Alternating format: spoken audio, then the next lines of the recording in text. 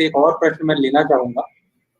और आप भारतीय राजनीति में सादा जीवन और उच्च विचार, इसको कि अगर बोले आजकल की बोलचाल की भाषा, तो आप उसको एक पोस्टर बॉय माने जाते हैं। और बहुत से युवा समाज सेवा के लिए राजनीति को अपनाना भी चाहते हैं, तो उनके लिए आप क्या संदेश देना चाहेंगे? देखिए, मैं पहले जो कहा था कि राजनीति हमारे लिए सत्ता सुख उपभोग करने का एक माध्यम नहीं है, वो सेवा का एक सर्वोत्कृष्ट अवसर है और माध्यम। पहले मन में ये विचार को स्पष्ट करना चाहिए नवयुवकों को, क्योंकि आजकल ये राजनीति इतना खर्चीला और इतना उपभोग का माध्यम बन जाता है कि जनता में इसके लिए घृणा भी पैदा होती है और ये अपने जीवन का सारा गौरव को नष्ट कर देता है। इसलिए जिनके मन में ये जुनून है कि जनता का सेवा करने का कई माध्यम है, सिर्फ राजनीति नहीं है, बाकी सारा माध्यम है, लेकिन जो राजनीति को माध्यम बनाना चाहते हैं मैं इनको स्वागत करता हूँ, लेकिन उनके जीवन में एक आदर्श होना चाहिए। जैसा हमारे देश में राजा महाराजाओं से भी ऋषि मुनियों का उत्कृष्ट आदर्श मानते हैं और महाराजा भी जाकर के उनका चरण छू करके प्रणाम करते हैं, लेकिन ऐसा कई चुनेंगे नहीं राजा महाराजा है जिनका मान्यता सन्यासियों से कम नहीं है, ज्यादा भी है। जैसा भगवान श्री रामचंद्र, श्री कृष्णचंद्र, जैसा गोपी चंद्र, हरिश्चंद्र, क्योंकि वो सत्य के लिए सत्ता को त्याग करने के लिए एक सेकंड के लिए भी हिचकाचका नहीं किया। उनका आदर्श स्थिर है, वो सत्य का पालन, धर्म का पालन। इसलिए इस जीवन में एक बहुत बड़ा आदर्श होना चाहिए राजनीति में जो आते हैं, क्योंकि इधर फिसलने का बहुत संभावना है। इसलिए एक आदर्श ही अपने को बचा सकता है, आदर्श में निष्ठा, ध्येय निष्ठा।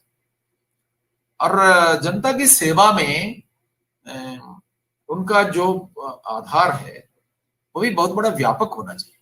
स्वामी विवेकानंद कहते थे, बहुरूपे सम्मुखे तुम्हार छिड़े को था खुजे ईश्वर, जिबे प्रेम करे जय जन सही जन सेवी ईश्वर। राजनीति में इसका बहुत स्कोप है।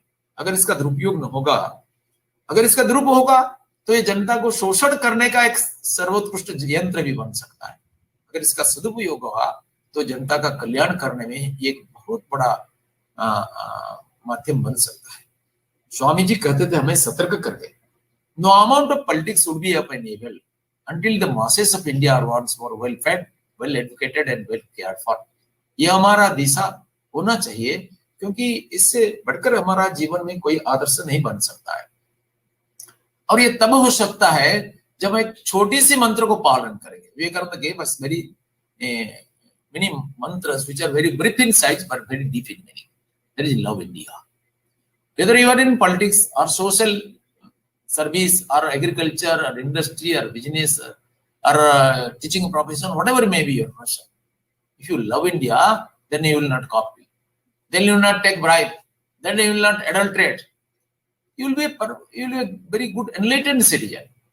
So love India and love humanity. What is loving India? Loving India means loving its people, its past, present and future, loving its tradition. Loving India means that. Swami Vivekananda वाणी को मैं कोट करके मेरा वाणी को विराम देता हूं। उन्होंने कहा एक बार, love opens the most impossible gates. Love is the gate to all the secrets of the universe. Feel therefore my would-be reformers, my would-be patriots. Do you feel that millions and millions of the descendants of gods and of sages have become next door neighbors to brutes? Do you feel that millions are starving today and millions have been starving for ages? Do you feel that ignorance has come over the land as a dark cloud? Does it make you restless? Does it make you sleepless? Is it gone into your blood, coursing through your veins and becoming consonant with your heartbeats? Has it made you almost mad? And are you seized with that one idea of the misery of ruin? And have you forgotten all about your name, your fame, your wives, your children, your properties, even your own bodies? You done that. That is the first step to become a patriot, the very first step. तो आइए हम देखेंगे इस मापदंड के अनुसार क्या हम सच में देश प्रेमी है। Swami ji said, this is the first step. There are two other steps which I will not elaborate for this advantage of time.